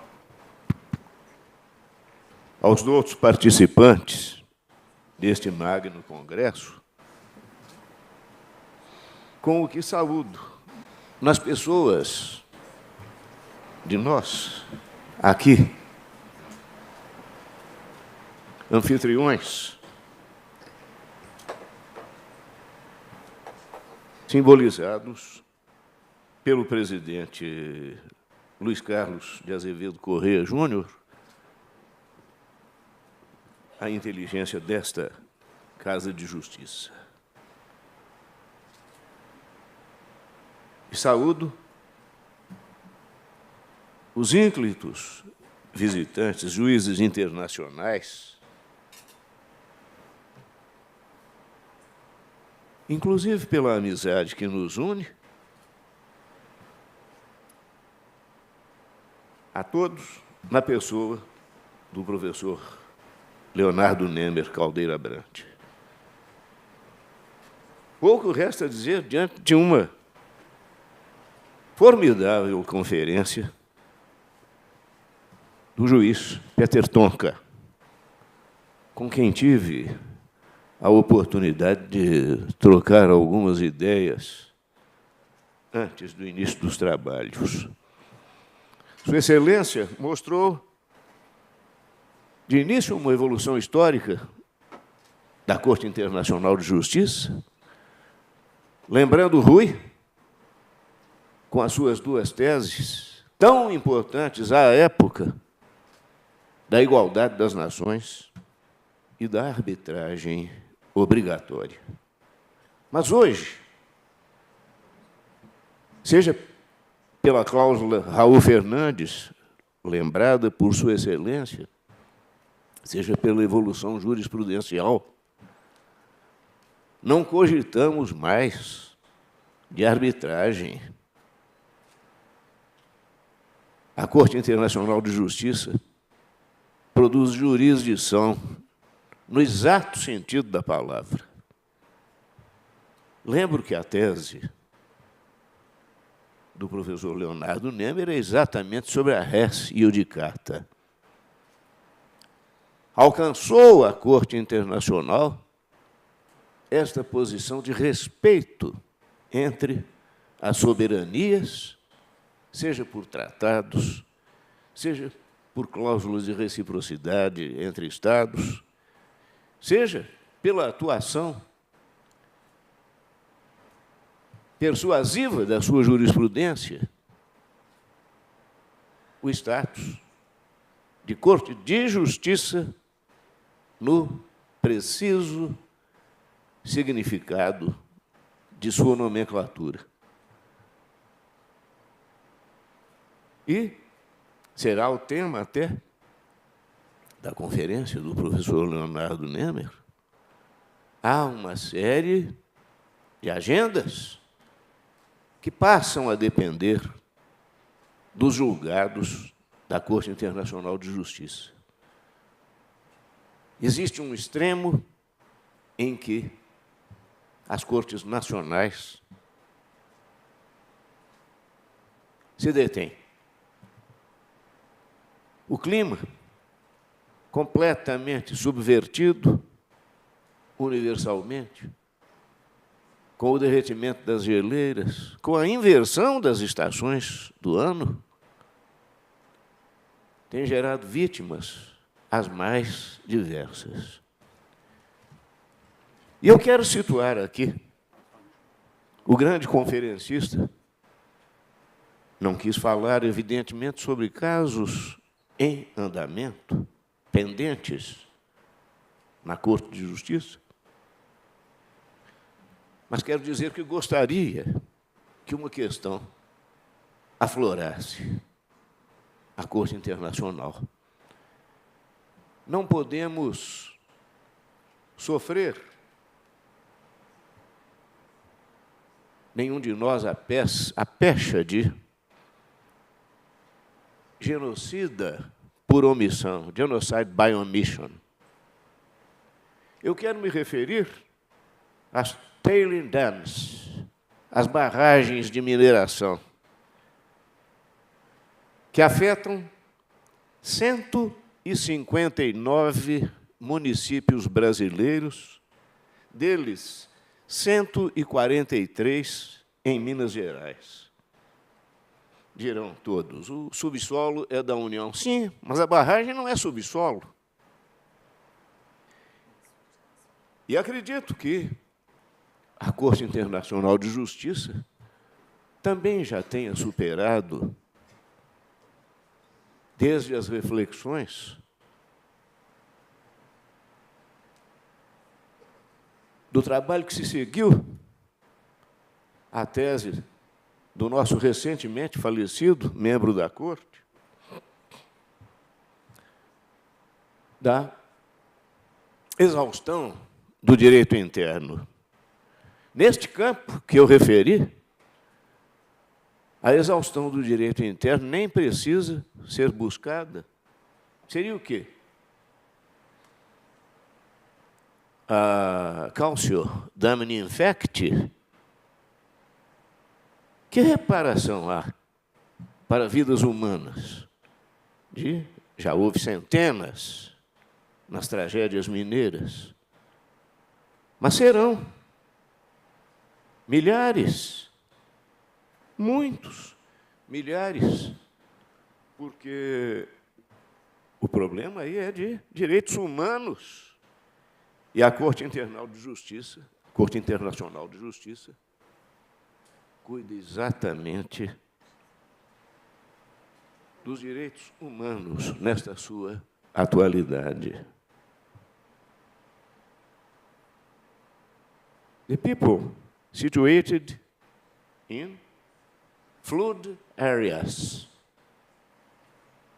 As pessoas que residam naquela que seria a mancha de inundação de uma dessas barragens estão ali, passivamente, ao sabor do destino. E esta é uma situação para a qual todos nós, ou quase todos, pacatos cidadãos, assistimos com neutralidade aos desdobramentos. Creio que a Corte Internacional de Justiça possa contar, pelo menos, com os institutos do atual Código de Processo Civil brasileiro, com destaque à cooperação internacional. Como disse, a Corte Internacional de Justiça exerce jurisdição, produz coisa julgada. E um dos sujeitos que a provocam, que são inúmeros, deverá ser incumbido de levar estas questões que aqui, em Minas Gerais, ocupam o espaço entre a preservação e a destruição de patrimônios culturais da humanidade. São muitos os municípios interessados, vários deles cidades históricas. Não bastasse o fato de serem tantas vidas sob ameaça, mas eu gostaria apenas de mencionar que municípios são esses,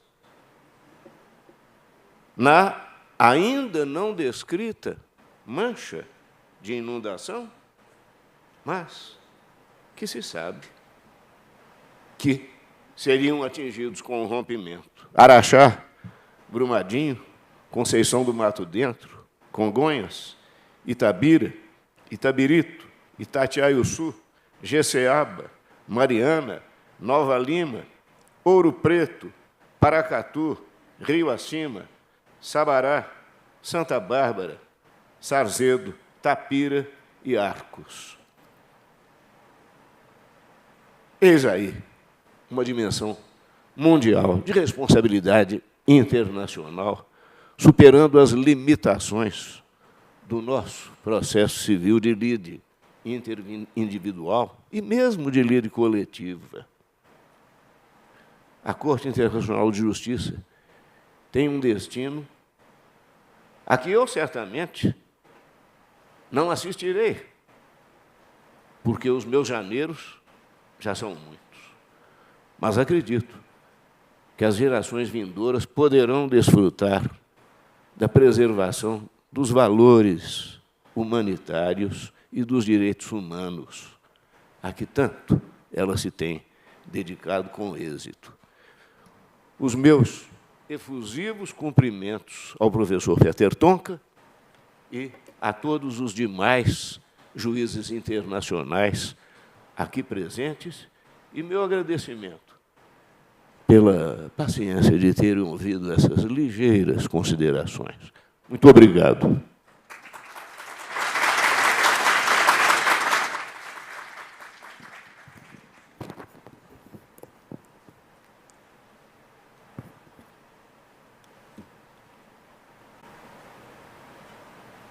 Tem uma pergunta no YouTube para o senhor Peter Tonka.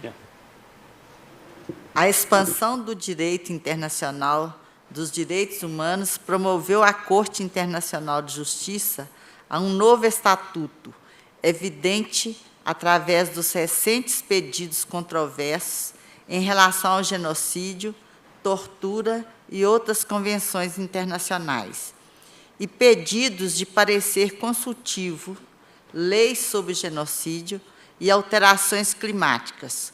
Contudo, a Corte Internacional de Justiça fez poucas alterações em seu estatuto até o momento, sendo conservadora quanto ao direito processual dos casos contenciosos e ao parecer consultivo. Existe uma necessidade de reforma do Estatuto da Corte face aos numerosos casos com características tão novas, com numerosas intervenções e outros tipos de participação de terceiros?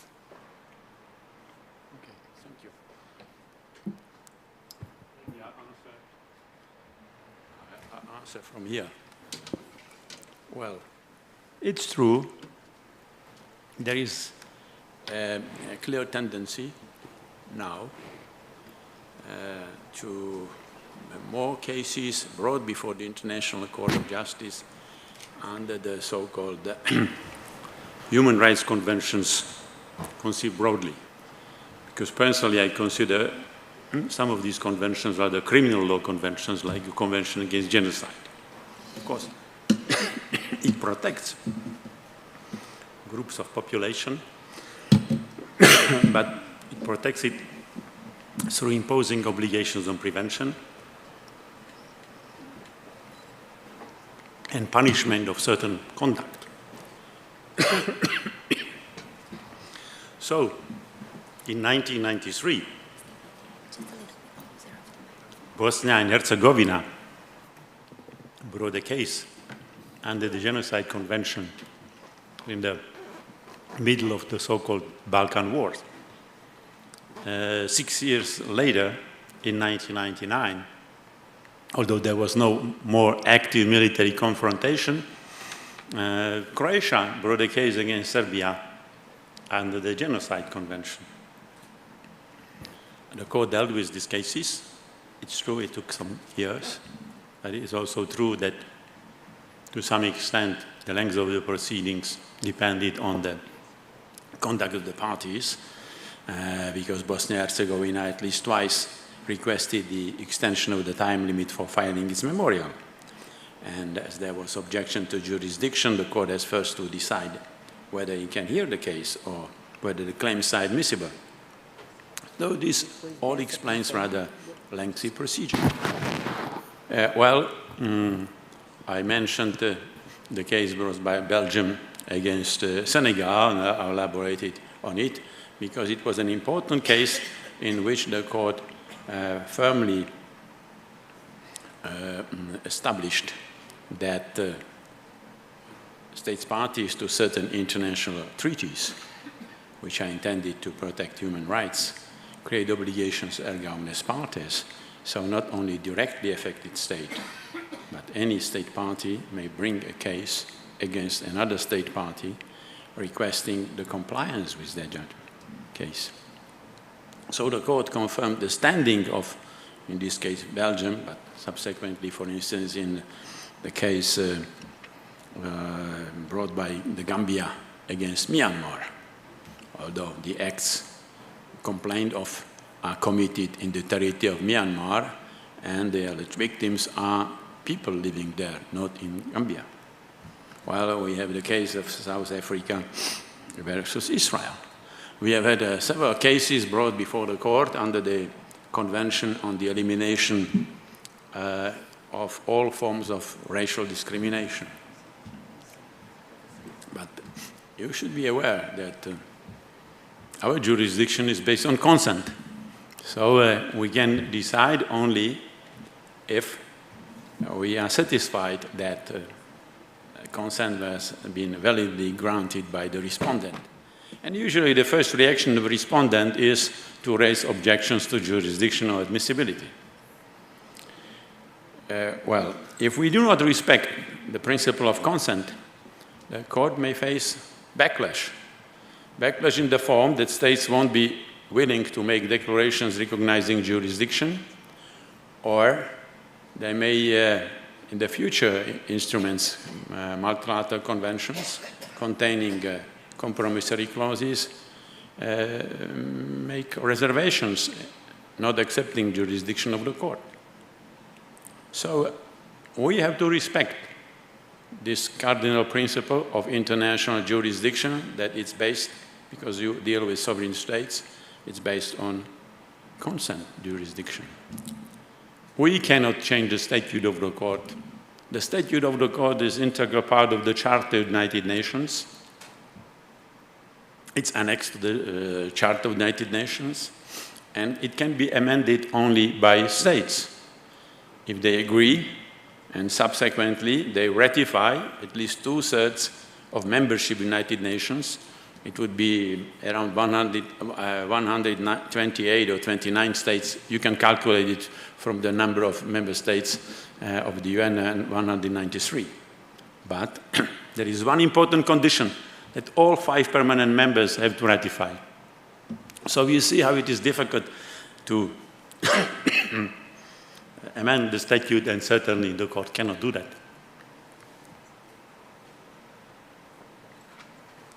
The court can amend its rules, and the court pays always attention to its working methods and has amended its rules in order to better organize its procedures. I'll give you one example. Recently, the court amended its rules on declaration of intervention. Because under the previous rule in the rules of court, a declaration of intervention could have been filed any time before opening of the hearings. But if the declaration of intervention is filed a couple of days before opening of hearings, the hearings have to be postponed because the other party has been given should be given opportunity to comment on the admissibility, and if there is objection, the court has to decide. So we do what we can, but of course we have to respect the limit. Rule of law also requires the court to act within the law, within the rules. And the statute, it's an international treaty of the most important value because it's part of the Charter of the United Nations. Thank you.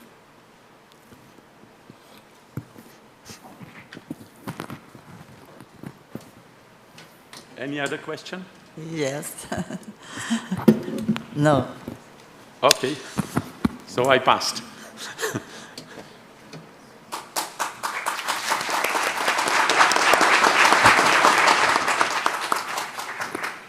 Eu agradeço a todos pela participação nesta palestra 1 do nosso Congresso Diálogo de Cortes.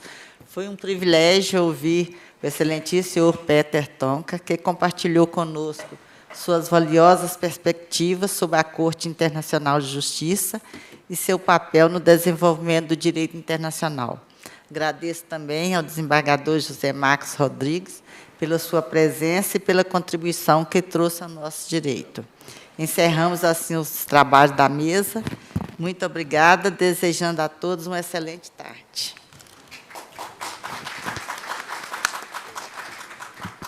Agradecemos a participação de todos durante a manhã. Agora vamos ao intervalo para o almoço, retornando os trabalhos às 13h50 com o credenciamento e 14h10 com o início do segundo painel.